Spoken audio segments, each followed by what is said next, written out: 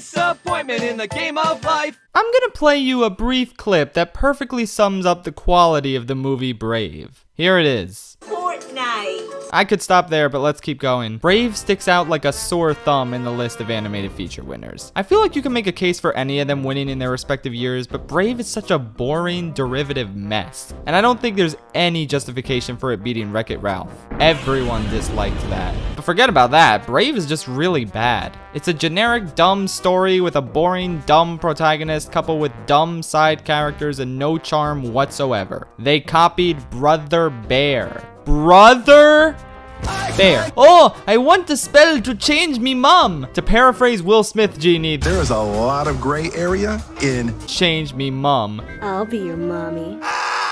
Merida is the worst Disney princess and Pixar protagonist by far. That includes Lightning McQueen and Mater and Dino Lad. This idiot constantly says it's not her fault that she turned her mother into a bear while also getting no repercussions for that whatsoever. Even Disney hates her. Lang me your lumley, give me a moose nearly, you're gonna away a teardrop in his eye. Hey, she back me, lassie. what the are you talking about?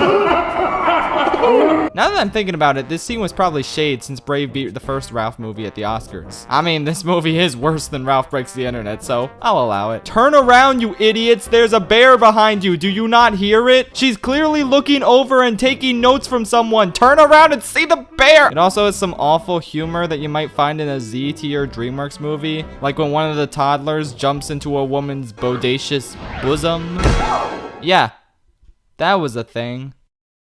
I think we can stop there, to be honest. Disappointment in the game of life. Pocahontas is trash. I found this movie really boring as a kid, and it has not gotten better with time. I mean, it's got some good stuff. The songs are solid, as usual. Colors of the Wind is a real standout, and I get a lot of ironic enjoyment from Mine, Mine, Mine. Miko is cute. There's a single good line. Why do you think those insolent heathens attacked us? Because we invaded their land and cut down their trees and dug up their earth? Despite that, the movie is stunningly non-self-aware. It's honestly kind of offensive how it tries to both sides the issue of white colonists forcing the Native Americans off their lands, but I don't even want to get into that because it makes me sick the more I think about it. Bottom line is, every character is boring. Every scene that isn't a musical number is lifeless and flat. The villain is a complete and utter joke. Success will be mine at last. What? Why did you say it like that? Pocahontas and John Smith can magically communicate with each other. No, that's not even an exaggeration. It's literally some forest magic that gives them a special heart listening technique.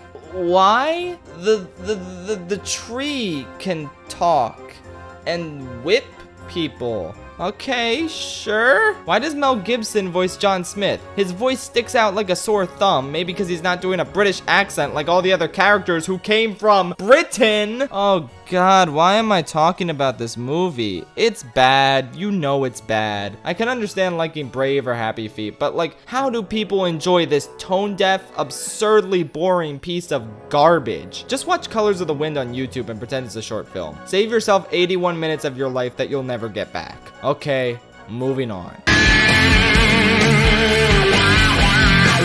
I don't think anyone is gonna get upset with this placement. The Tale of Aang is cute, filler fluff that I have no strong feelings towards whatsoever. It's fine, but it's the only segment where I start squirming in my seat waiting to get back to the great stuff. Now, I'll take any excuse to see Cabbage Man whatsoever, so I'm cool with it. But it's just a little weird to see such a jovial and whimsical segment given to Aang, who's been going through a lot these past few episodes due to the loss of Appa. Remember, at the end of the previous episode, Long Wang, or whatever his name was, directly threatened Aang about Appa. Oh, Aang, it'd be a shame if you didn't find your bison. Aang still could have done those zoo shenanigans, but I would have liked it if it tied into his search for Appa in some way. Or maybe he connects with one of the animals because he sees Appa in them. As is, it's a weird little speed bump in Aang's otherwise laser-focused mission to get Appa back throughout the second half of season 2. And I feel like they could have done more with it. But hey, it's cute, so whatever. Disappointment in the game of life. Even though Sideways and I had wildly different rankings in almost every respect, there is one placement we unanimously agreed upon. One movie with a score so shockingly horrendous that it easily took the bottom spot by a huge margin. And that movie is The Rise of Shitwalker. Look, the goal of this list is total objectivity when it comes to the quality of the films these scores are attached to. For the purposes of this list, it doesn't matter that this is the worst Star Wars movie. If anything, the musical score here is way better than the movie it's attached to. But with that said, the score is still bad. Really bad. Sideways already has an excellent 27-minute video about this topic, so I'll take over here and keep it brief. This is a score that serves almost exclusively as a greatest hits medley that misunderstands the meaning behind many of the songs it's playing. I mean, there are a few things I like in here. The way the Imperial March plays when the Star Destroyers rise up was kinda cool. I like the celebration music at the end quite a bit. It's no Return of the Jedi celebration music, but it has a nice uplifting feel to it. And that final scene contains a beautiful melding of different mystical Star Wars themes. I kinda like it. Once the score kicks in during the lightsaber fight on the second Death Star ruins, it's fairly exciting. And I honestly don't hate the fact that Yoda's theme plays when Luke lifts the X-Wing. I think it's an okay callback showing that Luke is following in his old master's footsteps. Okay, that's enough nice things about Rise of Skywalker for one video, I think. God, I'm just so sick of nearly every aspect of this score. It overplays so many tracks to the point where they just lose all meaning, particularly the Force theme and Palpatine's theme. Hearing them over and over is absolutely comical after a while. I don't need to hear Palpatine's theme when they're just talking about his plan. It does nothing for me. Just cool it with the Palpatine, guys. There is such a thing as too much Palpatine. The use of the main theme when all the ships came to help was honestly cringeworthy and only enhanced the feeling of phoniness present within the actual scene. There's a ton of baffling miscalculations, like when a heroic flourish accompanies Chewbacca being taken prisoner. Look, guys, Chewie's alive! Isn't this a happy moment? Oh wait, no, it's not. He's a prisoner, plus nobody actually expected him to be dead. What is wrong with this movie? But for me personally, the moment I hate the most, and there are a lot of hateable moments I won't mention because Sideways covered them pretty well, but I personally hate the use of the Force theme during the climax. First of all, if Palpatine's theme is blaring as he overwhelms Rey with lightning, you'd think the proper musical response when she gets the upper hand would be, oh, I don't know, a heroic reworking of Rey's theme? Is Rey even her own character anymore? Not only do I hate the mystical, beautiful Force theme accompanying Palpatine's face getting melted off and General Pride getting blown out a window, I hate it even more because the very last movie knew exactly where and how to use the Force theme in its climax. I'll get to that when I get to it, but here's a quick comparison. Which scene do you think the music fits better?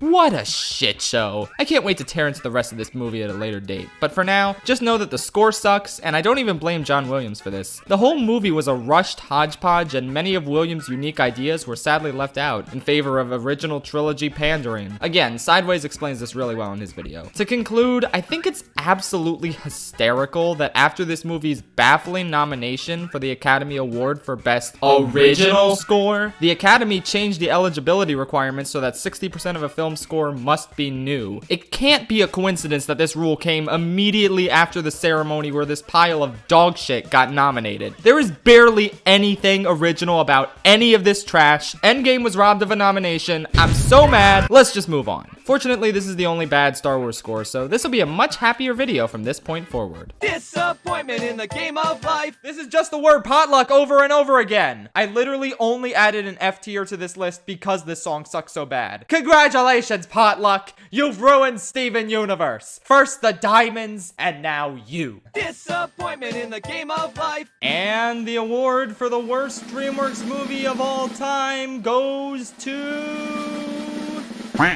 Probably not what you were expecting, huh? Turbo is one of the worst animated movies I've ever seen in my entire life. It is agonizingly bad. I can't remember the last time a movie gave me nothing to enjoy quite like this one. It's basically the DreamWorks equivalent of The Good Dinosaur, but at least The Good Dinosaur had amazing landscapes and like 2 good scenes. Turbo has nothing. It is worthless. Every single character, relationship, and plot point in this movie feels hollow and artificial. Nothing is genuine. Nothing is earned. The plot is just Ratatouille again, but done without a single iota of that movie's brilliance. Oh, watch this animal succeed at something he really wants to do, but everyone tells him he can't do. Isn't that inspiring? No. because that's all this movie is. It doesn't have any great themes or additional layers of brilliance on top of its basic premise. It is literally just a snail who goes fast and gets a chance to race. That's it. It's not dramatic, it's not enticing, it's not funny. Good God, is it not funny? I didn't laugh, chuckle, smile, or even think, wow, that was a good attempt at a joke once. There is nothing here. The plot is hysterically predictable at every turn. There are no surprises whatsoever, which is ironic since this movie has a motherfucking twist villain. Well, okay, maybe it's a good twist villain. No, it's honestly the worst twist villain I've ever seen in a feature film. Forget Mr. That Was His Mistake or Assistant Mayor Sheepdweeb. This movie's twist villain is on the same level as the Paul Blart Mall Cop twist villain. Oh, what a surprise. It's the racer that the snail idolized for so many years. Except he's really a bad guy who never once acts like a bad guy until the big reveal scene. He tells the snail, I'm gonna win the big race and you're a loser, you stupid snail. You suck. And now that the racer has revealed that he's a big meanie head to the snail and literally nobody else, he suddenly acts like a huge jerk in front of the entire viewing world. Something he never did in any of his previous races. What the fuck? That's not how you write a twist villain. That's not how you write a fucking movie. The big race at the end is embarrassing. All the cars have crashed and this snail is super close to the finish line, but oh no, he's lost his super speed. What does he do?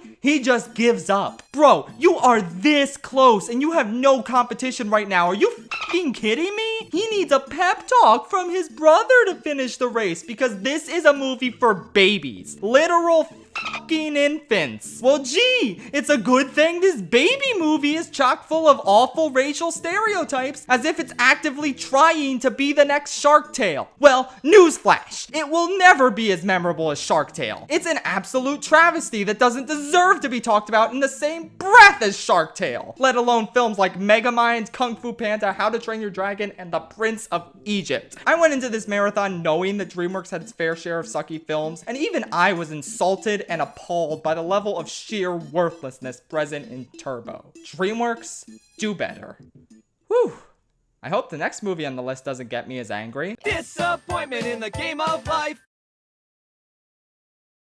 I mean, what the f do you want me to say? This is one of the worst sequels of all time and one of the worst animated movies I've ever had the displeasure of sitting through. It's awful by Illumination standards. There's enough to talk about here to fill up 3 whole cinematic disaster reviews, but honestly, what is the point? You know exactly what's wrong with this film. If you accept the insane premise that destroys every good aspect the original film had going for it, you're stuck with the most frustratingly stupid story Pixar has ever concocted. It is astounding how bad at their jobs these spy cars are. Imagine A Bug's Life, but Flick doesn't realize he hired circus bugs even after they tell him they're from the circus multiple times, and you basically have Cars 2. Everyone in this movie is a complete idiot, to the point where it's not an exaggeration to call Mater the smartest character. As you can imagine, this makes for a completely intolerable viewing experience. Like, by intolerable, I mean this movie is worse than Turbo and Shrek the Third. Yes, Pixar has made something worse than the worst DreamWorks movies. It's like they were actively trying to make a bad movie with this one. Like, there's 2 other Pixar cinematic disasters that I'll talk about very shortly, but with those movies, they had incredibly troubled production histories that caused them to turn out so shitty. They were failed but earnest attempts to make a good movie. But this? No. I refuse to believe that there was ever any intention of making this movie good. It's impossible. I would legitimately rather rewatch Minions than this pile of shit. That's a movie that clearly had less effort put into it, yet it manages to be more mature, more entertaining, and less infuriating than this Pixar movie. I am not jesting. Cars 2 is a movie for infants and absolutely no one else. Do I not sound angry enough? Well, that's because I straight up don't care. I don't give a shit about Cars, and while this movie permanently dented Pixar's morale and sent them on a decade-long losing streak, it's not like it ruined a franchise I was emotionally invested in. This is a terrible idea for a bad franchise, and this movie is the exact legacy that John Lasseter deserves. you. Disappointment in the game of life. Dinosaur is the most boring movie I have ever seen in my entire life. What? My number one thought when watching this movie was, perhaps I treated the good dinosaur too harshly. That's how genuinely dull Dinosaur is. I don't even have much to say about it because, good lord, there's nothing to talk about. It's nothing but CG abominations walking through photorealistic landscapes for 82 minutes straight. The only worth this movie has are through its effects, which I'm sure were pretty groundbreaking in 2000, but look absolutely horrible today. The true travesty of this movie is the fact that despite the awful dated animation, the first 10 dialogueless minutes were actually really cool, with a really excellent score to boot. But yeah, the moment the characters start talking, it all goes to shit. No charm, no dramatic weight, no levity, nothing. Nothing of worth here whatsoever. This is the worst Disney animated movie I've ever seen by a landslide, but it's not even worth getting mad over. It didn't insult me with its persistent awfulness like Cars 2 or Turbo. It's just pure,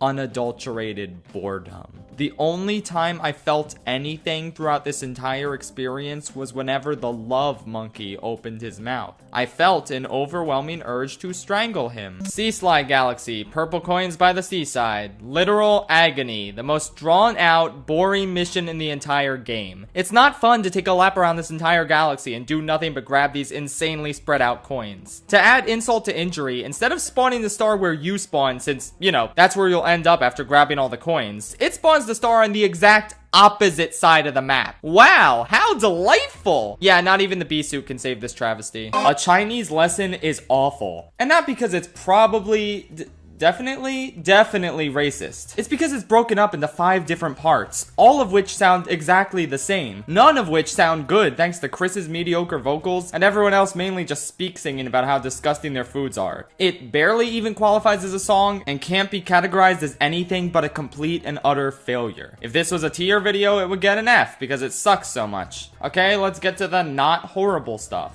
It's disappointment in the game of life. Earwig and the Witch is worse than Cars 2.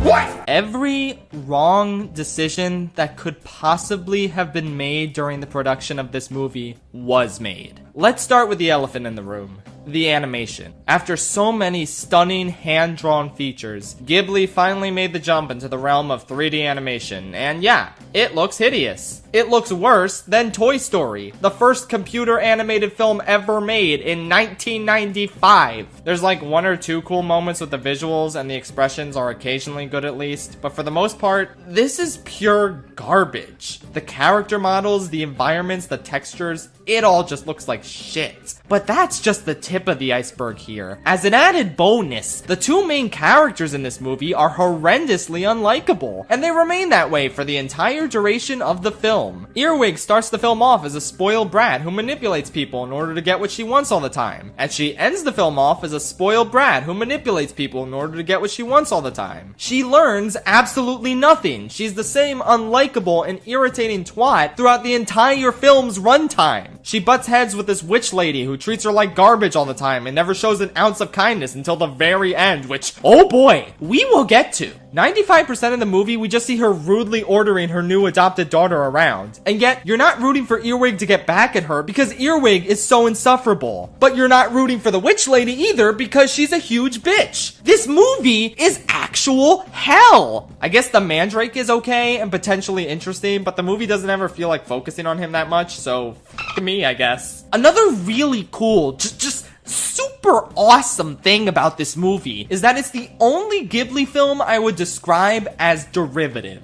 And that's too kind of a word to use. This shit is like if they took a greatest hits medley of previous Ghibli films and then ran it over with their car. Enjoy. There's a talking cat companion and witches because remember Kiki's delivery service? There's a young girl forced to work extremely hard for a mean old boss lady because don't you love Spirited Away? Oh look, they gotta make breakfast and have breakfast together and bond as a family and the demons help with their breakfast. Because yes, I also watched Howl's Moving Castle. While disguised as a writer, I guess we needed a dash of Whisper of the Heart too. Sure, why not? Throughout this entire Ghibli ranking, I never once felt like any of their films were copying their previous ones until we got to this dumpster fire. At least Cars 2 didn't blatantly copy what came before it. At least it had good looking animation. At least it actually finished its story. This movie abruptly ends out of nowhere, with none of the character conflicts actually resolved. Earwig successfully kerpranks the witch lady and gets both her and the Mandrake absolutely furious at her with only 20 minutes left in the movie. She then goes into the Mandrake's private quarters without permission, finds out they were in a band with her mom, and now the Mandrake suddenly likes her. And so does the witch, who literally has not said a kind thing to her once throughout this entire movie. Suddenly, in the last 10 minutes of the film, it's a happily ever after now. 6 months pass and they all suddenly love each other for some reason, and everyone in the house is a slave to the spoiled brat Earwig, and her mom suddenly comes back with no explanation as to where she was or why she came back at all. Isn't that great? Fuck this movie! Its few likable elements have been done before in much better Ghibli movies. Its characters are horrendously unlikable. Its animation is insanely unpleasant. Its story is objectively unfinished. This is my least favorite animated movie of all time. If I were Goro Miyazaki, I would flee the country at this point. I would literally never be able to look my father in the eyes again. Let's all just pretend this never happened and move on with our lives. Disappointment in the game of life. Bro, one time I dreamed I was a butterfly, but then I woke up and I was like, not a butterfly, bro. Can you believe that? Yeah, the very first Persona intro ever kinda stinks. Revelations Persona doesn't excite you right off the bat with its intro. It just forces you to stare at outdated CGI assets while mellow piano music tries its best to put you to sleep. I did kinda like the building at the end turning into a block fort next to a hospital bed. It's a pretty smart way of foreshadowing something that happens in the game, but honestly, this is the only aspect of this intro that piqued my interest. Knowing how dynamic and magical Persona intros will get later on, plus knowing that there are still good memorable intros from this era of gaming, just sinks this one even further. No thank you. Disappointment in the game of life.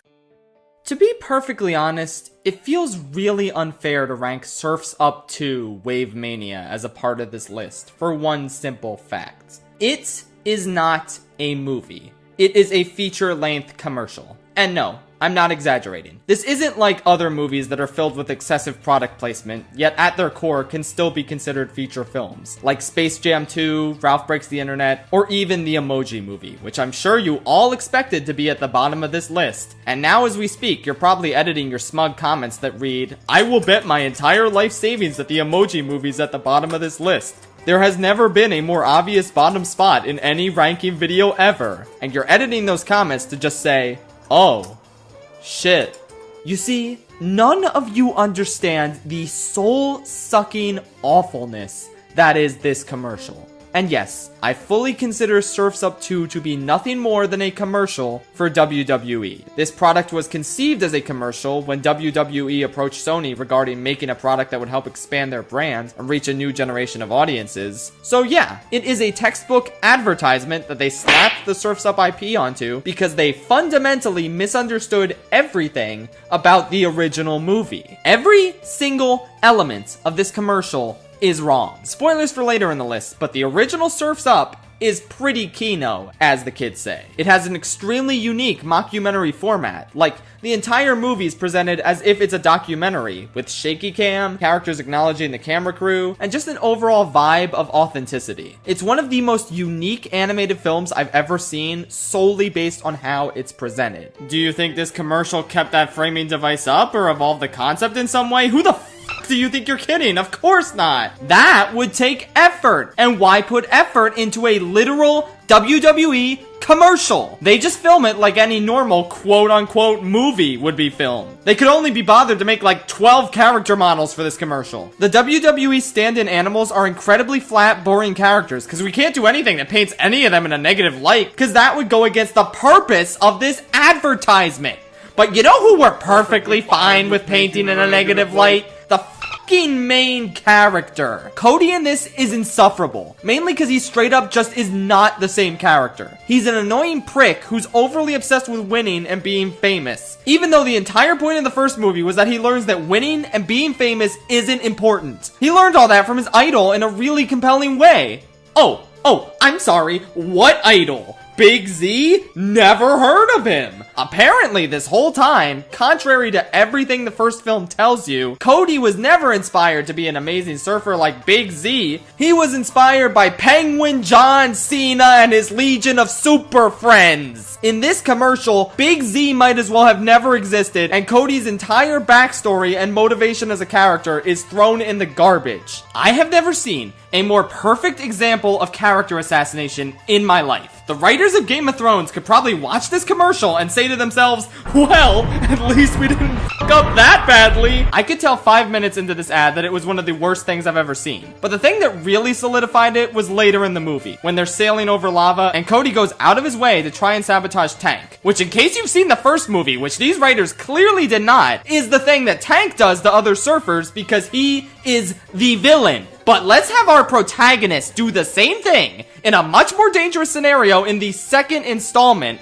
after he's already learned a lesson in the first installment. And that valuable lesson he learned in the first movie was not, don't attempt to murder people in order to win a competition. Because that's something he already fucking knows!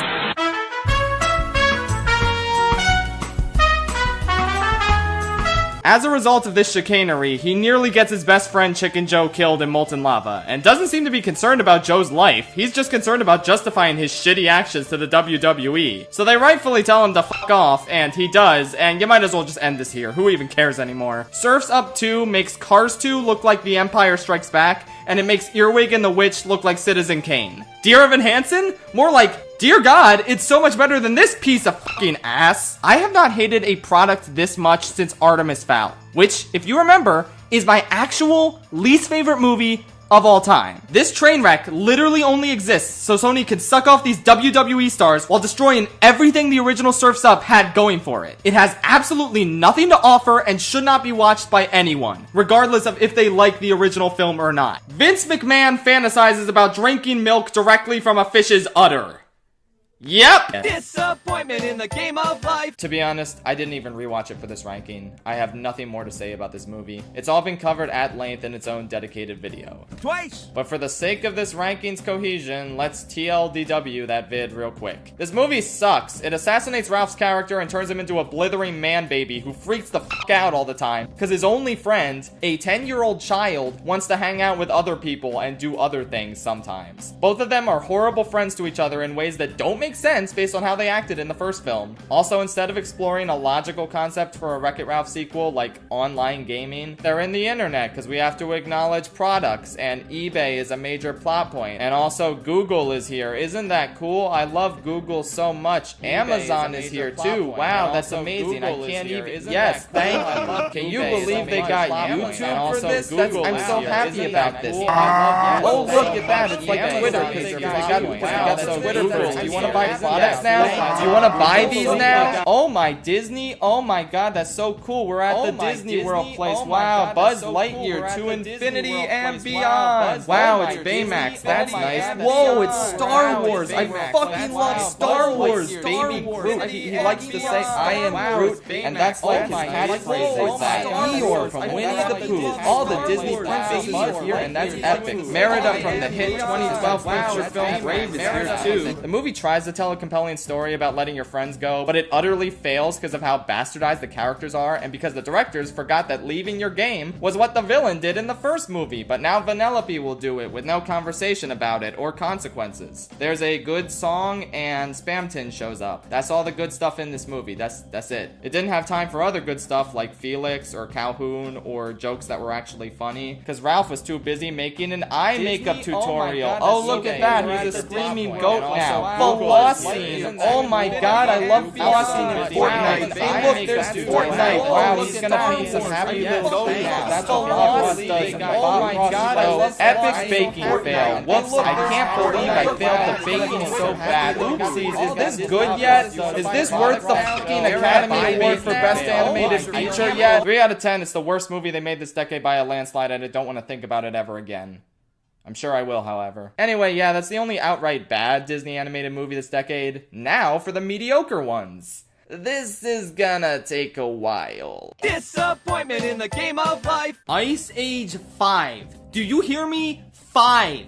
They made 5 of these. DreamWorks didn't even make 5 of any of their franchises, not even Shrek. How does a studio only make 13 movies and 5 of them are Ice Age? What a sick joke! You'd be hard-pressed to find any animated franchise that's nearly as creatively bankrupt as this one. Despicable Me may be approaching 5 movies, and most of them may be terrible, but at least 2 of those are just filling in backstory and not desperately trying to prolong a story that has absolutely no business continuing whatsoever. The most offensively bad thing about Ice Age 5 is not any of its content, but just simply the facts that it exists at all. Because, like, there's nothing to talk about here. It doesn't make me angry like your Earwigs or your Cars 2s. It's just so boring. All of these movies are about the characters taking a journey somewhere, making their way through dangerous set pieces, and eventually getting where they need to go and saving the day. Yay! In this one, Scrat finds a fucking UFO, which was technically set up as a background gag in the first Ice Age movie, which means they clearly planned this whole series out ahead of time. Oh my god, great work, Blue Sky. Thanks for tying the entire Ice Age saga together by doing this. Buck returns, which is kind of nice because he's pretty epic, but he also kind of drives the entire plot, leading the group and coming up with a plan. There's also these good dinosaur-ass villains who are chasing him and trying to prevent him from preventing the apocalypse because they're stupid. So the villains only have beef with him, and he's basically in charge of everything. So what does that mean the other characters get to do? Oh, nothing. Thanks for asking. Diego and his girlfriend, whose name I don't know, are upset that kids are scared of them. There is one scene at the beginning to establish this, and then it's never brought up again until the end of the movie, where the kids are suddenly not scared of them because they help save the world. Wow, what a great and well-developed plot line. Honestly, I completely forgot the Lady Tiger was even in this movie until I saw her again at the end and was like, oh yeah, she exists. Cool. Sid does nothing until they get to this magic place with a bunch of animals who are old, but use magic power crystals to be young. And the lady sloth likes him, but then he accidentally ruins the crystals and turns them all old. And the voice actors don't even try to sound old, they just have the exact same voices. Cool, good job. Manny is obnoxious and out of character because he doesn't like his daughter's fiance, which is fun because that means we got even more cliches, my favorite! It truly is amazing how they do every cliche imaginable with the daughter character in these movies.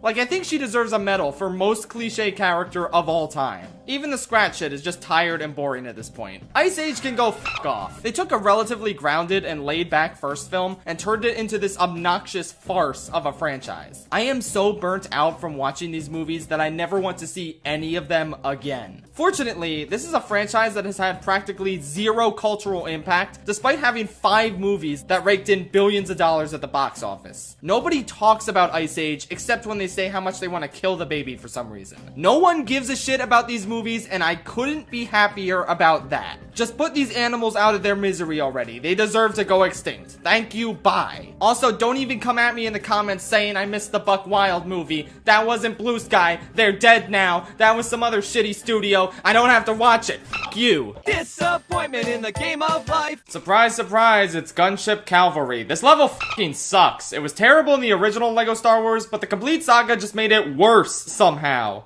We might as well talk about both versions of the level since they both collectively make up the bottom spot. So originally, this level was an auto-scroller which moves so fast and includes so many obstacles that it's practically impossible to avoid taking damage. And I hope you don't die, cause guess what? There's barely any checkpoints, so if you make it to the end of a section and die, you're starting that whole section over instead of just respawning where you died, like literally every other level. The ending part where you shoot things with a timer on screen is mindless, but perfectly serviceable at least. So yeah, that level was terrible. Complete Saga more or less entirely redesigned it, making a few great improvements by removing the auto-scrolling and letting you respawn exactly where you died. But somehow, the level is worse now because of the use of these fucking bombs. Dragging these bombs through large stretches of the level multiple times to blow up multiple targets is so tedious and unfun that it's insane. These things get caught on everything. Enemies, bottomless pits, you name it. You can take a bomb so close to where it needs to go, and then have it blow up through no fault of your own, meaning you gotta waste even more time making another trip with another bomb and hoping the same thing doesn't happen again. There's still a shit ton of lasers and things that can kill you, so if you die, you better hope your bomb doesn't roll away and get destroyed by the time you respawn. If it does,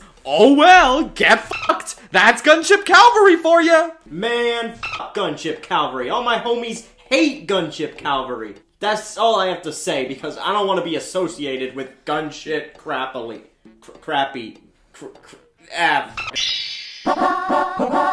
You know, I was gonna rank that Mario Kart character last, but then I remembered Peachette exists in Mario Kart Tour, and she's technically an original character, not an alt costume. So congratulations, Peachette! You're the worst character in Mario Kart history. I guess she was technically part of a mainline Mario game, but she absolutely shouldn't have existed there, and it's no different here. She's so boring. You're just playing as Peach with a slightly different dress and hair. Yeah, she's an inoffensive addition to the tour since it's already loaded with alternate costume versions of pre-existing characters. But that's the thing. Why would you ever choose to play as Peachette if you happen to have access to so many other cooler costume options for Peach? The only compliment I can give this thing is that they actually gave her a unique voice in tour that sounds like a mixture of Peach and Toadette.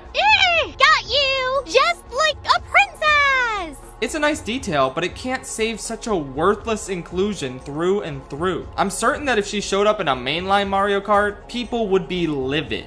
Speaking of which... Disappointment in the game of life. Whoa, what a funny coincidence. The worst Star Wars movie has the worst Star Wars crawl. When I was watching this movie in theaters and I saw the words, "The dead speak," appear on screen, I turned to Patrick and whispered, wow, I hate this movie already. If the Revenge of the Sith title crawl opening up with war was just a tad corny, this is a fucking tsunami of corn. We're reaching corn levels that shouldn't even be humanly possible. Right off the bat, I cannot take anything about this movie's premise seriously because it opens with the dumbest, most cringeworthy line in any of these crawls. And it just gets worse from here. The galaxy has heard a mysterious broadcast. A threat of revenge in the sinister voice of the late Emperor Palpatine. That's a pretty major fucking thing to drop on us that wasn't even hinted at in the previous two movies. You know how I just said the opening crawls should draw a straight line between the previous movie and the current one? It seems JJ missed the memo and instead drew the most incoherent squiggle you could possibly imagine. Not only is this insane revelation completely out of nowhere and incongruent with the last movie, but it doesn't even make sense on its own. Oh no, it's in his sinister voice. Well, how do you know it's him and not just someone impersonating him? And why would he threaten revenge when all that does is give the rebellion a chance to stop him? How come he doesn't just reach out to Kylo Ren, the person he actually wanted to talk to? And what kind of broadcast can just reach out to the entire galaxy like that? Why, there would have to be some sort of massively online multiplayer game that everyone's playing in order for Palpatine's message to reach as many people as possible. But what sort of game would have such a radical player base? If only Fortnite were here. Yeah, the message that the opening crawl speaks of can only be heard in a Fortnite event. This is real. This is not a joke. This is what movies are now. Excuses for Fortnite tie-ins. You're welcome, society! Anyway, the second paragraph is whatever. Just the typical response you'd expect from Leia, and the typical thing you'd expect Rey to be doing. However, this paragraph is a good example of another problem with this crawl. Really excessive capitalization. The first 6 movies used capitalization very sparingly, only emphasizing the really important shit.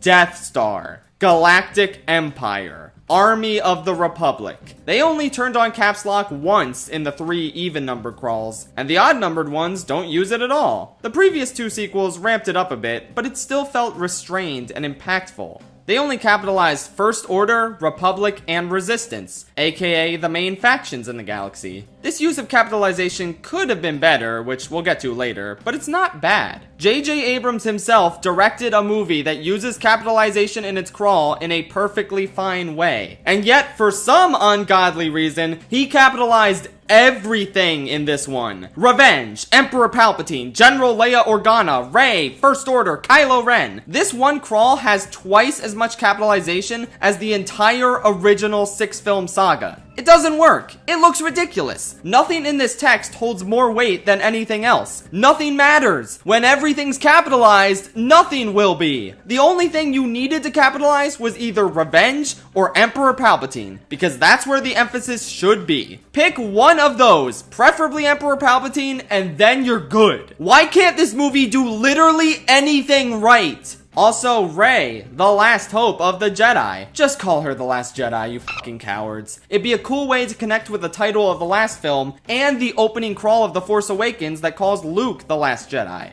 I've never seen a single film trilogy that hates itself more than this one. Anyway, the last paragraph sucks. It's cool that they say the Phantom Emperor as a subtle reference to Phantom Menace that also fits this movie's story well, but everything else about this last paragraph is just so vague and inconclusive. Kylo Ren rages in search of the Phantom Emperor. Okay, well, where is he going and what is he doing? This last paragraph feels almost as confused as the movie does. I mean, it starts with meanwhile, even though they just used the word while in the second paragraph. Can we get a proofreader in here? But in addition, its only concern is setting up the immediate first scene of this film without considering its status as the final crawl of the entire saga. One thing I love about Return of the Jedi's crawl is how it takes the information meant to lead you into this movie's first scene and uses it to say something really conclusive about the fate of the galaxy in its last paragraph. This looks like a cringy edgelord fanfic. Oh, don't worry guys, Kylo's gonna destroy any threat to his power. Oh, gee whiz. But yeah, this doesn't feel like the opening text of an ending chapter in the slightest. At best, it's generic and vague. At worst, it actively makes me want to vomit. It's unfocused, poorly conceived, embarrassing, horrible,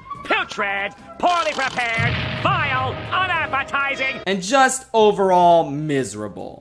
So, overall, better than the movie it came from. Disappointment in the game of life. Oh, roadside attraction. This is commonly considered one of the absolute worst episodes of Gravity Falls, if not the worst. And like, yeah. The funny thing is, this isn't even a bad episode by the standards of the average cartoon. It's perfectly fine. But when the rest of this show's episodes are on the quality level of the Sistine Chapel, the fucking macaroni art isn't gonna cut it here. First, let's talk about the actual content of the episode itself.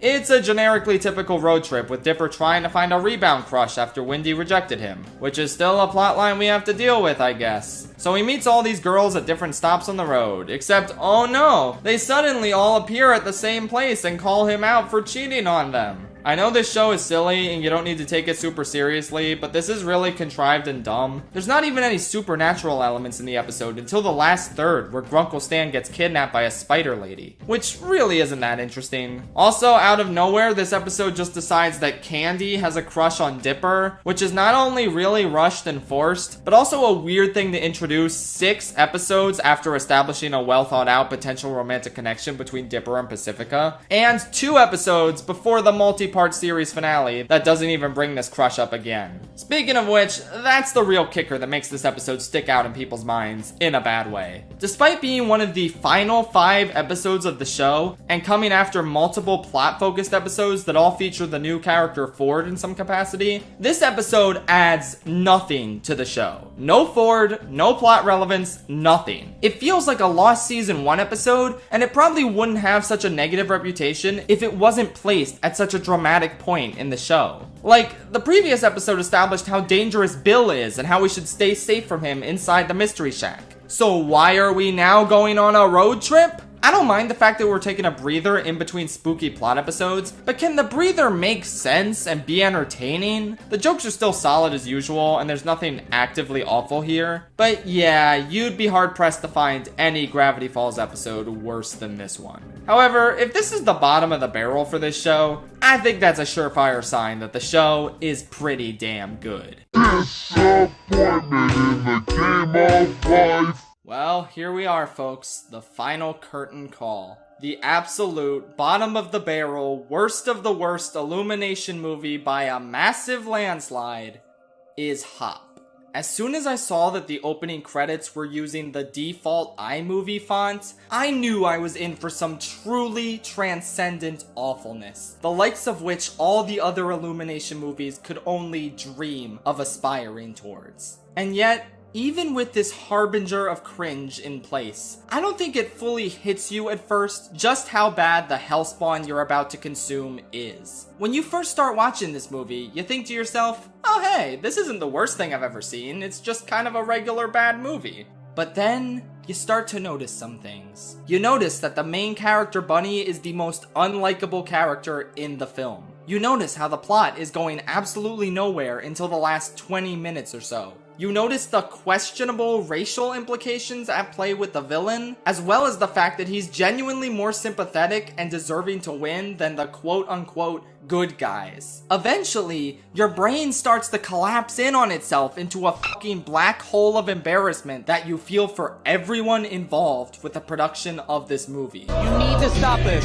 When the bunny sat down to ask David Hasselhoff for advice with his internal conflicts, I had to ask myself out loud, is this real? Is this a real movie that I'm actually watching right now? Or is this a kerprank? Any minute now, Justin Kerprank is gonna pop up from behind my computer and say, psych! There's no way actual human beings created a film this abysmal, but they did it. This was Illumination's second movie, and their first and only live-action animation hybrid. I guess it's nice that they learned from this horrific mistake and never tried to do anything like it again, but it's not so nice for me because I still had to sit through it. Hop is a movie about E.B., who is a bunny whose dad is the Easter Bunny, and he wants him to take over the Easter Bunny role. But E.B. does not want to be the successor because he wants to be a drummer. So right off the bat, you can see that this movie clearly influenced Whiplash and Succession. Two pieces of art that pale in comparison to the sheer cinematic masterpiece that they shamelessly ripped off. Anyway, E.B. escapes to LA and meets James Marsden and generally ruins his life by being selfish and annoying. He trashes the mansion that belongs to James Marsden's sister's boss, who is a character we never see, so I don't even know why this is a plot point. He acts like a shitbag to this little girl who can't sing, and then pretends it was James Marsden saying that in a ventriloquist act. Then they uproot the entire pageant and sing I Want Candy, which I think is perhaps the most annoying song ever written. You need to stop this. Uh-oh, James Marsden needs to make sure nobody knows the bunny can talk, and he's constantly gotta hide him. But then they just go to a diner and the bunny talks to the waiter and she doesn't care that he's a talking bunny. So does it matter if people know the bunny can talk or not? Because it doesn't seem to matter at all. That's the cool thing about this movie. Not only do none of the scenes flow together into a coherent narrative, but the scenes also just happen without any consequence whatsoever. Like I said, the boss who owns the mansion isn't in the movie, so it doesn't matter that they wrecked his house. The girl gets mad at James Marsden for embarrassing her in front of everyone at the pageant, but then that's forgotten about entirely and seems resolved by the end.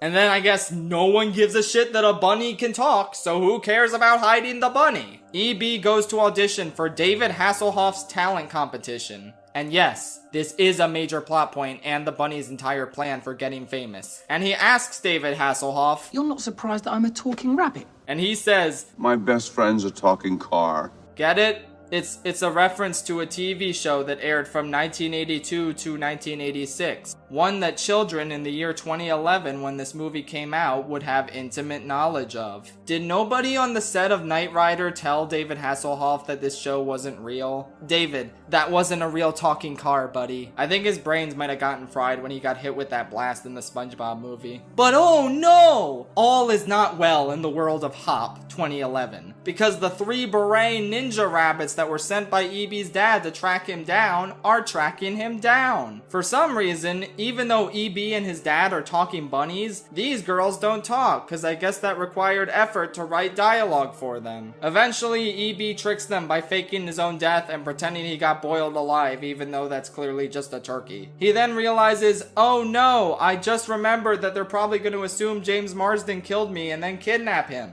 Oh well, I'm sure he'll be fine. And then he abandons James Marsden and the exact scenario I just described plays out. What a cool and likable character. Remember when the sister thought he was a stuffed animal and hugged him and he used that opportunity to sniff her hair? What a cool character. Anyway, believe it or not, we haven't gotten to my least favorite thing about the movie yet. So the Easter Bunny employs all these chicks to make the eggs at his factory. But Carlos, the literal second in command at the factory, feels like after all these years of hard work, he deserves to take over the business, especially since E.B. doesn't even want to do it. Yet for some bizarre reason, E.B.'s dad only wants bunnies to be in charge of Easter, and won't even consider a chick taking over. By the way, the bunnies have British accents and Carlos has a Hispanic accent. So yeah, like I said, for some bizarre, unexplained reason, EB's dad really does not want a chick to be in charge of the factory. So Carlos decides that he wants to take over by force and seize the means of production for his fellow workers. But uh-oh, that's evil. So it's a good thing the good bunnies can fight back against those evil chicks and maintain control in the end, and force the chicks to do their bidding. What a happy ending. Okay, so putting aside any readings you might want to take away from the text on your own time, if you just look at what happens in the movie on the baseline surface level, Carlos literally does nothing wrong until the last 20 minutes. I'm serious. For 2/3 of this movie, he merely tries to imply to EB's dad that he should consider letting a chick take over the business. So if the movie wants him to be the antagonist, it doesn't work because he does nothing antagonistic. There's no reason why he shouldn't be put in charge of the factory, and he's trying to make that fact clear peacefully. When that doesn't work, he takes over by force, and it feels warranted because he deserves it more than this stuffy old moron and his piece of shit son. I was actively cheering when he was trying to kill EB because I don't know how you could watch this movie and not want EB to die a slow, painful death. Literally, the only bad things Carlos does is trying to kill James Marsden. Like, yeah, okay, he didn't really do anything bad, so that's kind of fucked.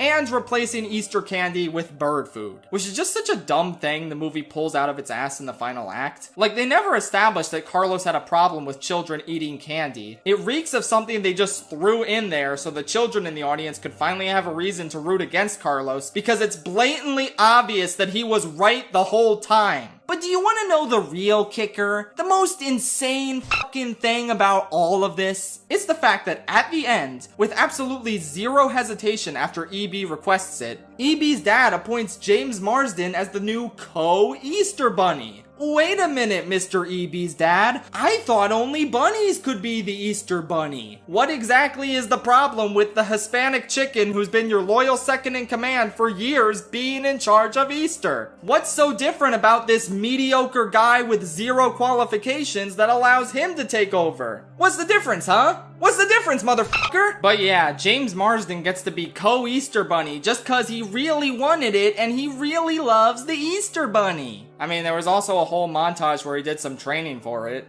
Intercut with Carlos also doing similar training for it. They both equally wanted it, except one was actually qualified for it. So yeah, what was the difference here, Mr. EB's dad, huh? Okay, that's enough complaining about this movie. I think it's time I talk about the stuff that I actually liked about it. Here goes. And that's everything I liked about it. Wow, that was a pretty short list. Essentially, this movie is on the exact same level of quality as the live-action Smurf movies, except without Gargamel in them. And Gargamel was the only good part of those movies, so yeah. There is nothing of value in this movie whatsoever, and it is legitimately one of the worst movies I've ever seen in my life. You really have to get on my bad side to be a 1 out of 10 movie. But this one absolutely earned it. I fucking despise everything about it, and I sincerely hope people don't actually watch it every time Easter rolls around. I can't think of a more fitting end to such an abysmal, soul-crushing ranking. I'm free. Fuck. Disappointment in the game of life. And the single worst Disney movie of all time is... Say it. Dinosaur. I'm sorry, but this is one of those movies where I just legitimately cannot understand how anyone likes it outside of nostalgia. Every single time I see someone talking about how much they love this movie, they always say something like, I adored it growing up, or I've always loved this movie and always will. Like, would anyone think that way if they didn't grow up with this? I'm not saying it's devoid of quality elements. I mean, James Newton Howard's score is excellent, the opening 7-minute sequence with no dialogue is really strong, and some of the photorealistic backgrounds look very nice. But like, do you seriously consider Alador to be one of the best Disney protagonists? Do you consider Kron, whose name I had to Google, to be one of the best Disney villains? Do you think this story is one of the most compelling tales ever told by Walt Disney Animation Studios? They're just walking! It's just dinosaurs walking to a place for 80 minutes, all as the most cliche characters ever go through the most cliche dialogue and arcs ever. And I hate to say this because I know this animation was state of the art when it came out, but God, nowadays this is the single ugliest looking Disney film. All the character models and a lot of the environments just look like complete shit. It's so boring. There's nothing interesting to look at. There's no interesting characters. There's no interesting story. How do you make a film about dinosaurs? One of the objectively coolest things to ever exist. This dull and monotonous. I can't even really say that I hate this movie, because that implies that I have any passionate feelings about it at all. And I just don't. It means nothing to me. And I can at least say that I have feelings about any other Disney movie. So I guess that means I gotta rank them higher than something that makes me feel completely empty throughout the majority of its runtime. But you know what? I am nothing if not tolerant to other people's opinions. I don't care if you disagree with me about a piece of media. I once saw someone rank Majora's Mask as the worst Zelda game of all time, and my only response was, that's a bit silly. So you know what? If you want to go ahead and write your own video essay on why Dinosaur is an underrated masterpiece, and if you send it to me and I think it's well made enough, I'll go ahead and promote it on my channel's community tab. In fact, this applies to any movie I speak ill of in this video. Because the last thing I want is for people to parrot my opinions mindlessly without forming their own. The only thing that annoys me more than that is the love monkey. No one's opinion of a movie is gospel, especially not mine. It's good to get different perspectives on movies, and I would really love to hear some non-nostalgia related reasons why people think Dinosaur is good.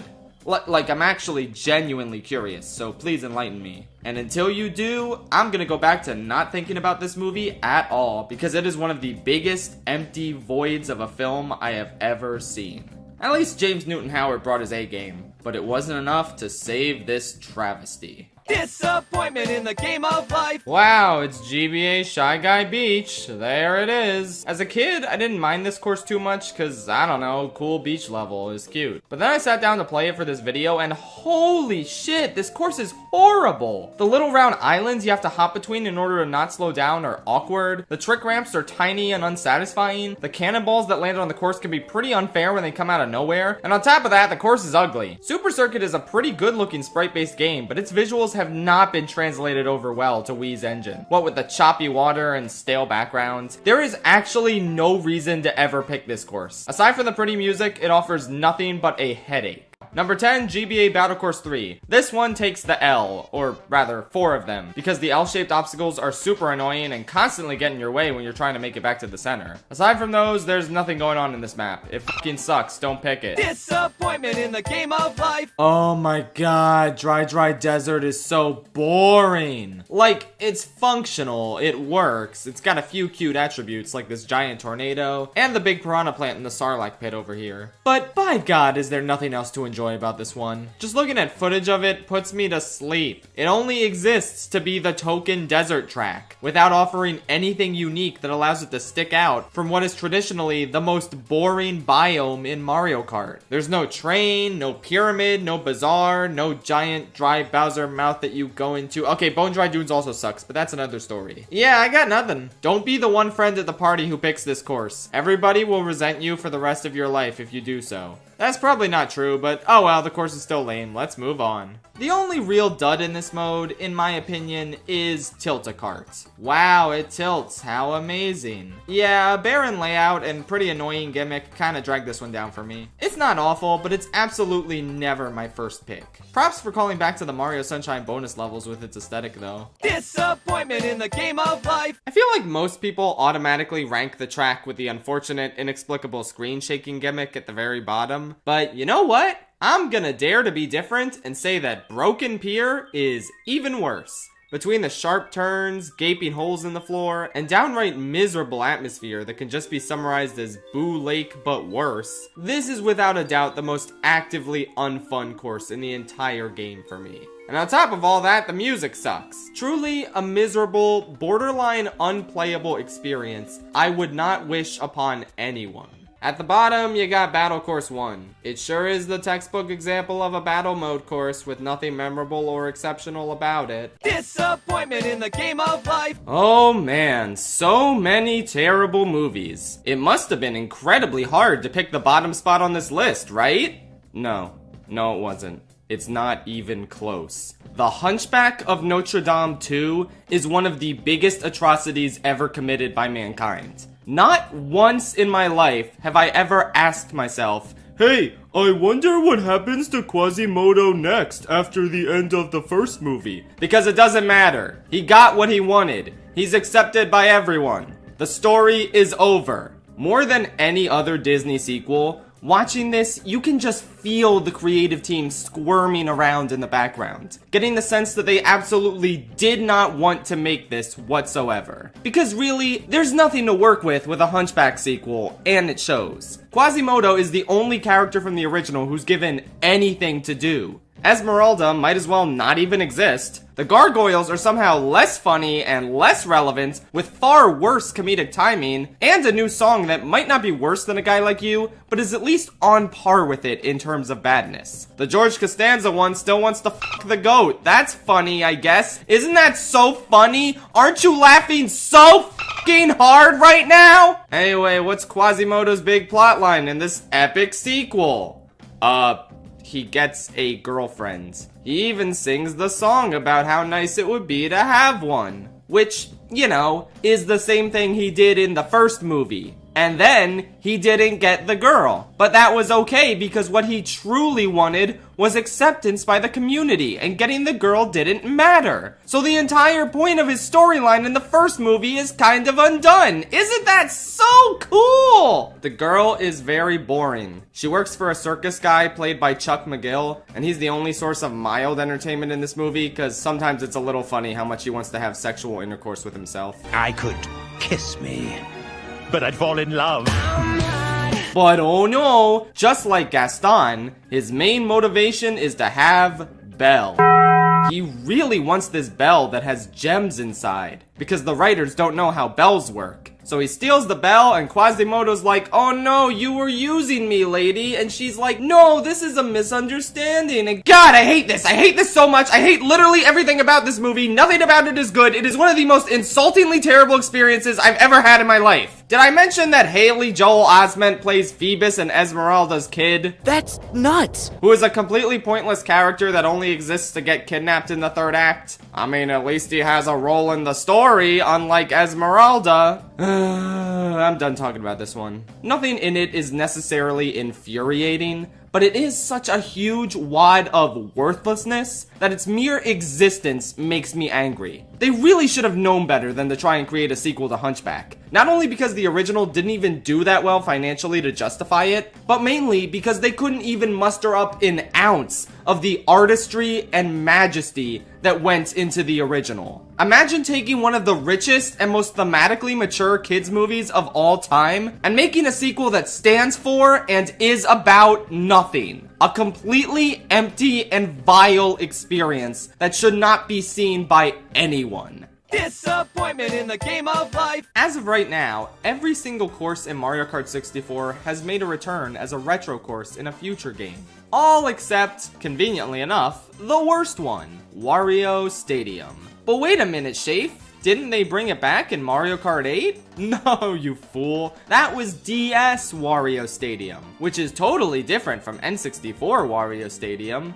Why they chose to remake a future course with the same name instead of just getting the original out of the way first, I don't really get. Maybe that has to do with the fact that this course is bad. I guess it has plenty of jumps and plenty of turns, but that doesn't really mean much in a game without a trick system or functional drifting. And in addition, everything else here is exceptionally pitiful. The background decoration consists of the same Wario head copy-pasted to infinity. The music is just repeated from Mario and Luigi Raceway, which is horribly unfitting when something like the Yoshi Valley or Choco Mountain song would have suited this track way better. There's a jump where if you get hit with an item, you're sent annoyingly far backwards on the track and you have a lot of ground to make up. And on top of all that, the course is unbearably long, meaning you're stuck with a miserable atmosphere and boring layout for way more time than you should be. Like, I'm ready to move on to the next race by the beginning of the second lap.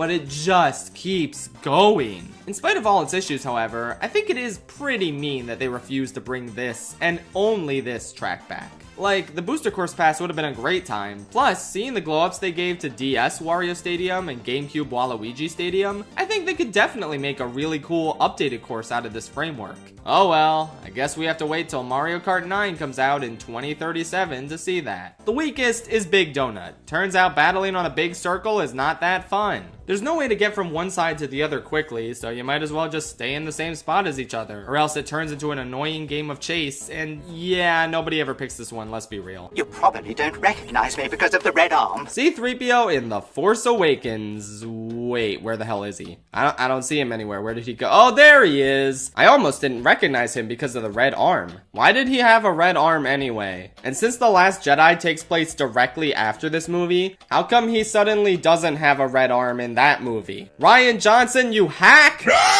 This is definitive proof that Glass Onion is the worst movie of 2022. No! Anyway, what was I talking about? Oh yeah, 3PO in The Force Awakens. He's there. There he is! He says some lines. Pretty much all of his lines could have been said by any of the other characters at this rebel base. It's kind of cute when he first pops up to greet Han, and it makes the audience go, oh, it's 3PO. I remember that guy. So that's cool, I guess. Yeah, I don't know. Out of all the movies, it's pretty clear that this is the one he contributes the least to. He's just there for people to get nostalgia boners. But hey, at least the sequel trilogy did him better than they did R2. Oh, you sweet, sweet prince. They did you so dirty. But we're not going to get into that today. 3PO is our subject of focus here. And yeah, he's just kind of a background character in this one. Looks like this is the one Star Wars ranking The Rise of Skywalker won't come in last place on. What do you know? Disappointment in the game of life. SNES Choco Island 2 is the most disappointing track since my son. It's truly a special and rare feeling to find a course where nothing, literally nothing at all about it works. The music? Bland and forgettable. The aesthetic? It looks like actual poo. This isn't just a case where I thought the mud in Waluigi Stadium looked like shit as a kid because I was stupid. No.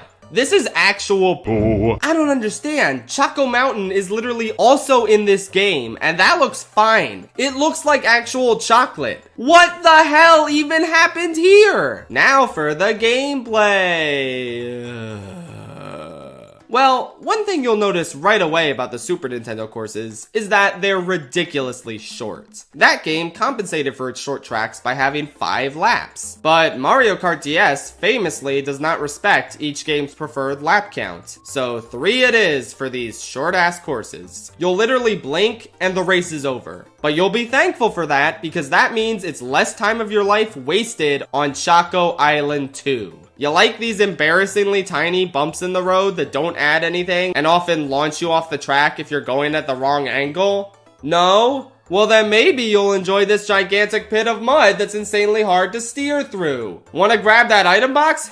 Good luck getting over to it, f***er. Every aspect of this course feels specifically designed to either aggravate or depress you. I have not ever had one iota of fun on this track. This is currently my least favorite course in all of Mario Kart. And I don't think anything from 7 or 8 is gonna top it in terms of awfulness. And Super Mario Kart better fucking watch itself in that regard. Speaking of which, there's 3 other Super Mario Kart courses we need to talk about in this game. In case you doubted me when I said this was the worst selection of retro courses in the series. Luckily, we're now on to D-tier courses. Yippee! Shit. Number 6, Palm Shore. It's a beach. The water slows you down, and that's annoying. That's literally all there is to say about it. Disappointment in the game of life. Once again, there's no outright awful courses in Mario Kart 7, but ultimately, someone had to be on the bottom, and I don't think anyone would argue against the relative lameness of N64 Luigi Raceway.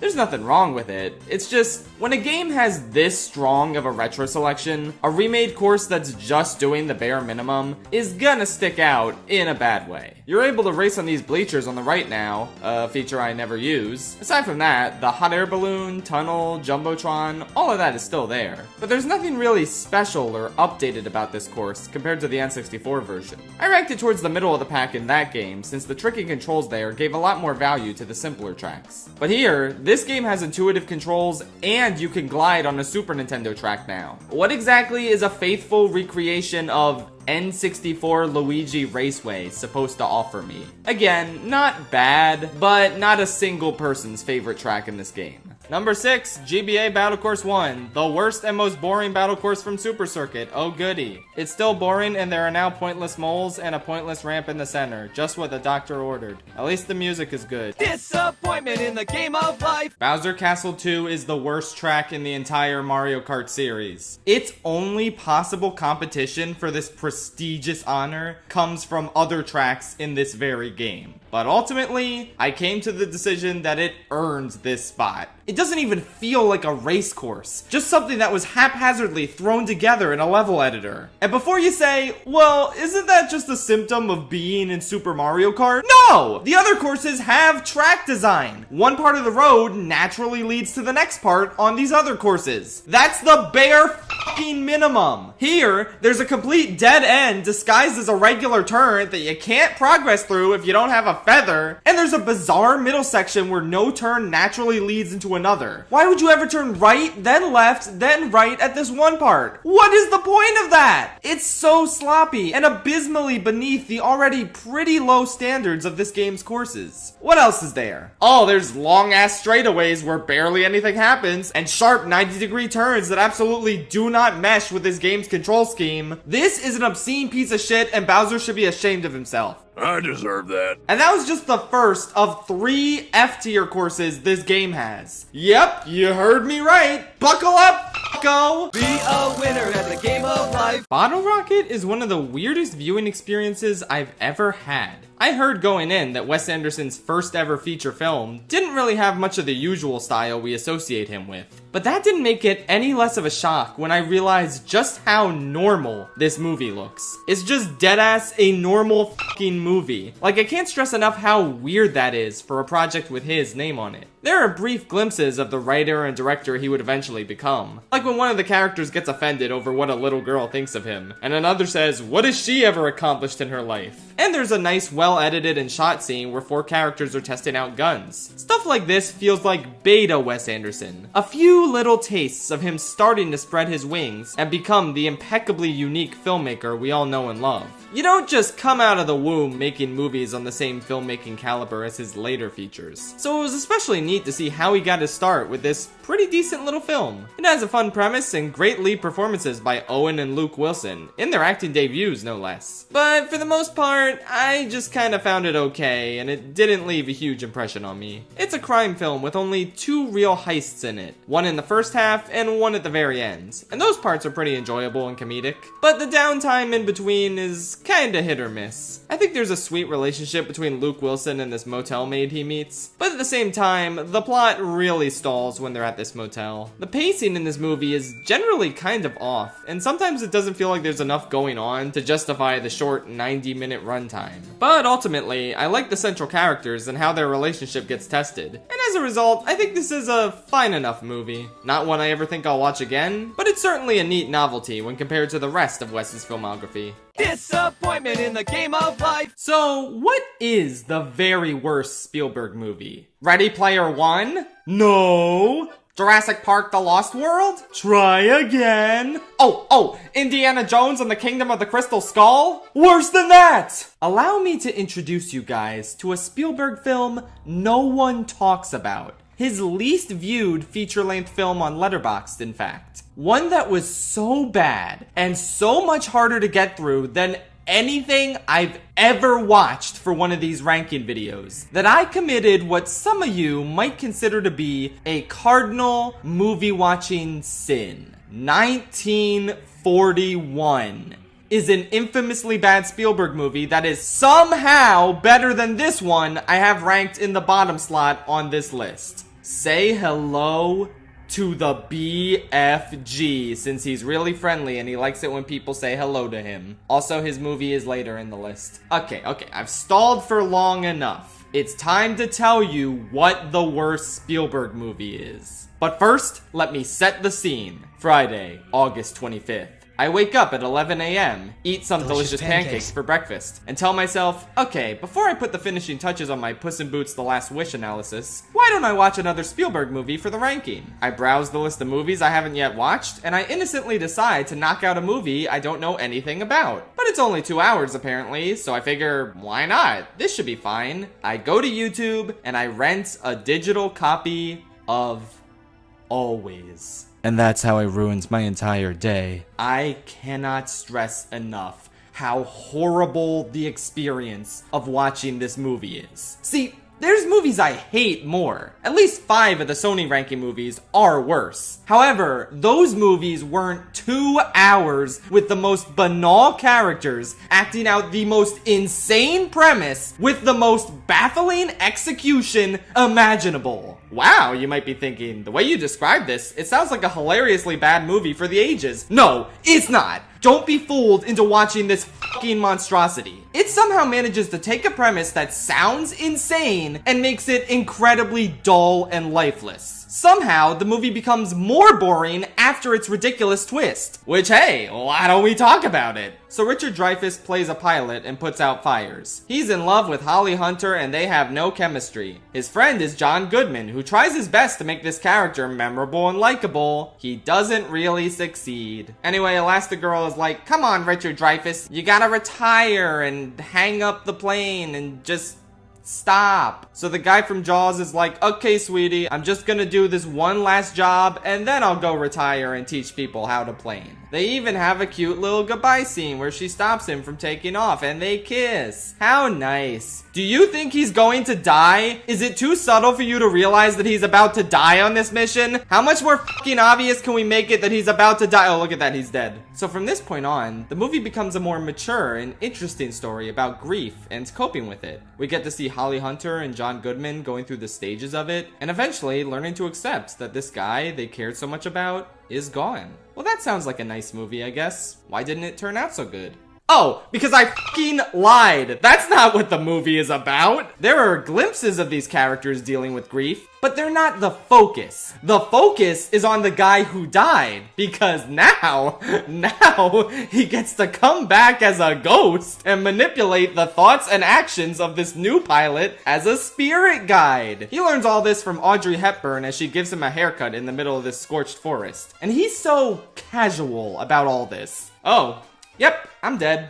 Oh well, sure, I'll be a spirit guide, why not? I'm sorry, what? Who the f reacts to this information so casually? From there, the rest of the movie is about this ghost guy watching himself get cucked as the new pilot he's supposed to guide falls in love with his old girlfriend. This is maybe the dumbest plot to a movie of all time, and the worst part is that it's all played completely serious. I couldn't believe what I was watching. How is this a real movie directed by Steven Spielberg? This is like a bad concept by M. Night Shyamalan standards. I'd rather be watching the movie about the beach that makes you old. At least that's probably a little bit funny and not the most boring thing I've ever seen in my life. Seriously, the movie was dull before, but it somehow gets more boring once it goes in this insane direction. I couldn't stand it. I felt like I was losing my mind as the ghost guy said some variation of, "That's my girl," for the 20th fucking time. Once I hit the hour mark, I knew I legitimately couldn't go on like this. I needed a palate cleanser after enduring only the first half of this movie. So I did something I've never done before when working on any of these ranking videos. I paused the movie I was watching and I threw on a completely different one. I figured The Adventures of Tintin looked fun, and yeah, I got more enjoyment out of the opening credits animation than I did the entire first hour of Always. What a great movie to wake me up out of my damn coma. The only bad thing was, as soon as it was over, I remembered, oh yeah, I still have an hour of this shit to go. So I watched the second hour and,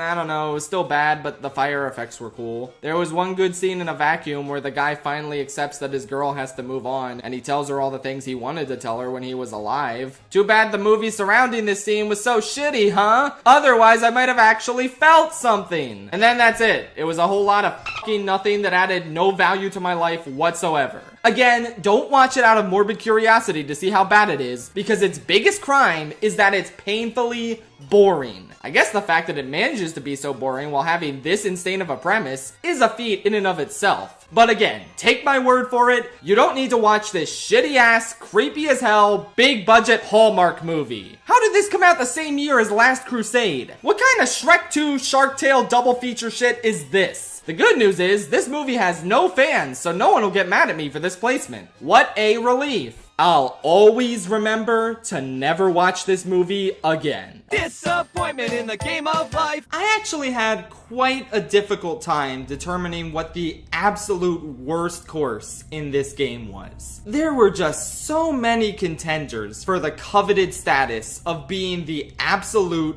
bottom of the barrel out of all 96 tracks. It was a close race, but ultimately, I have to give this slot to the one track I absolutely cannot stand more than any other in this game. The remake that pisses me off to no end because of how thoroughly it butchers the entire appeal of its original version. The worst course in Mario Kart 8 Deluxe is GBA Sunset Wilds. I mean, what the fuck, Nintendo? Generally, this game has been really good at reimagining the tracks from Super Circuit and bringing them into the modern day. So, isn't it cool that one of the most beloved courses from that game is still flat? Aside from 2 small hills at the end, they added no elevation whatsoever. They couldn't even be bothered to lift these boost panels any higher than not at all. This feels more like a remake of a Super Nintendo track than the actual Super Nintendo track remakes. It's even complete with those dumb multicolor blocks that horribly clash with the track's aesthetic. They also obviously removed the Shy Guy tents, probably for the best, but they didn't replace them with something nearly as interesting. It's just regular dancing Shy Guys who make for far less memorable obstacles. There are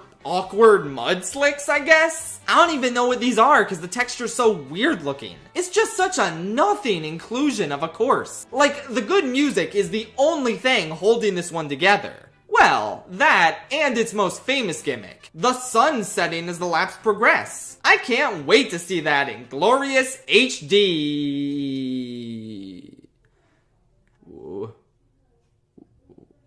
Where's the sunset? Are you fucking kidding me?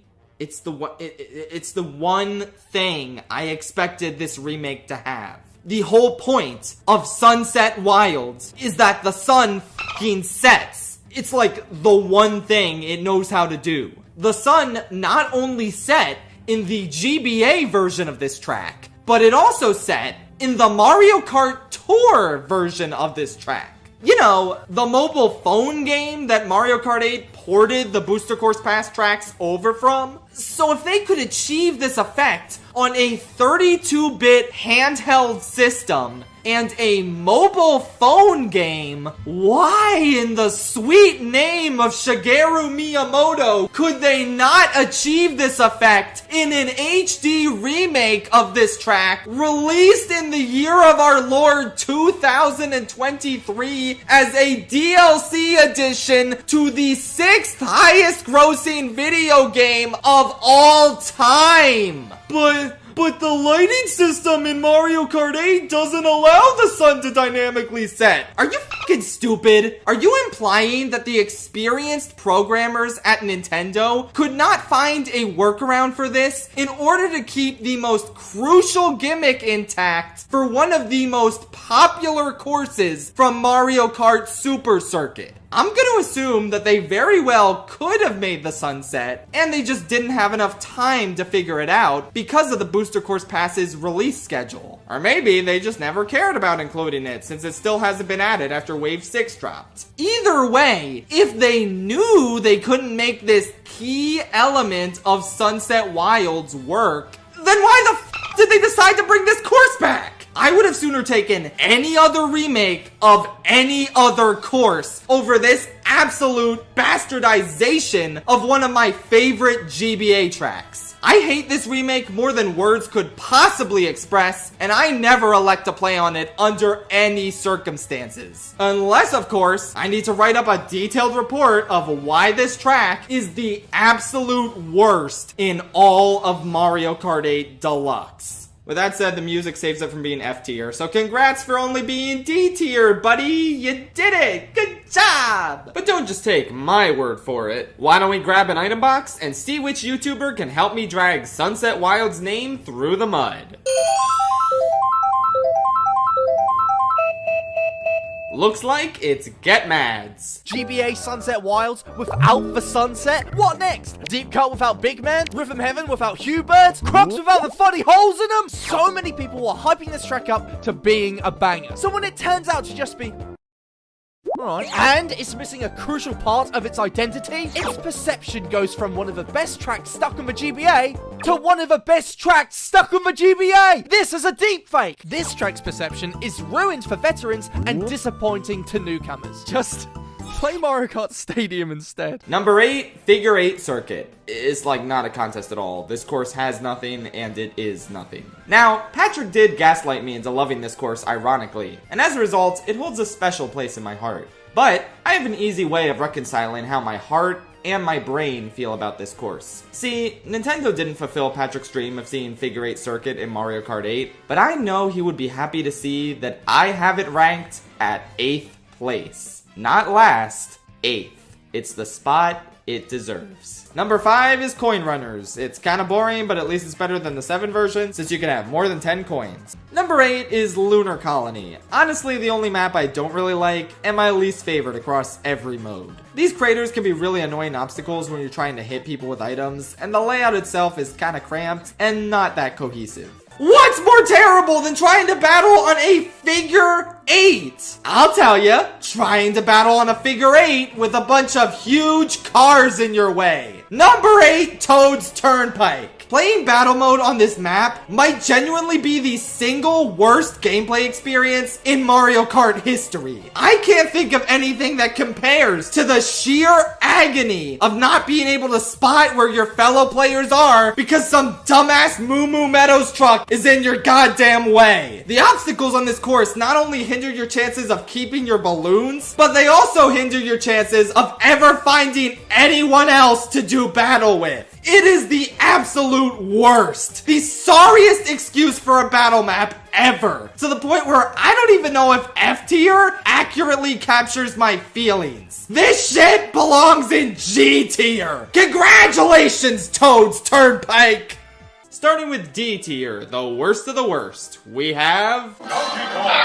Rather infamously, DK and Diddy don't have any voice clips resembling how they sound in their actual games. Instead, Sakurai just gave them monkey noises. As a result, the King of Kongs himself just has the shittiest, most generic Wii Remote sound of all time. It stinks. There's nothing to say about it. But to be fair, he doesn't exactly have any other sound effect in Smash that would work better. Maybe a snippet of the bongo song in his final Smash? Who knows? Who cares? Starting from the bottom, the absolute worst season of television that came out in 2023 that I watched, keyword is that I watched, there's probably worse out there, but this is the worst one I saw. We have The Mandalorian Season 3. I'm dead serious, this is the worst TV I've seen all year. I mean, it's probably because I didn't watch the Marvel shows. And don't jump on me, I heard Loki was good, I just don't care. I believe you guys when you say it's a good season. You can enjoy it without me. Have fun. Anyway, Mando Season 3. I didn't make a review on it because I felt like its problems were obvious and everyone was talking about them. But just to recap, this is a horribly messy and disjointed season with no engaging hook. Mando barely has anything to work with, Grogu shouldn't even be here, and it's blatantly obvious that he was just brought back because of merchandise appeal. Bo-Katan is essentially the main character of the season, and she's so boring. Like, I liked her in Clone Wars, but this show sucked all of her charisma and personality out. Gus Fring doesn't even show up till the second to last episode, and they foil his evil plan before it's even explained what his evil plan was. And then there's the Jack Black and Lizzo episode, which is far and away the worst of the entire series, and not just because of how distracting Jack Black and Lizzo being here is. You got the bullshit technicality of Mando handing over the Darksaber with zero fanfare, even though the season 2 finale implied this would be a major source of conflict. Nope, not at all. Great. And then you got a bunch of battle droids. Big day for battle droid fans, I guess. I mean, I love battle droids, but they were so out of place here. And then Christopher Lloyd is over there rambling about Count Dooku.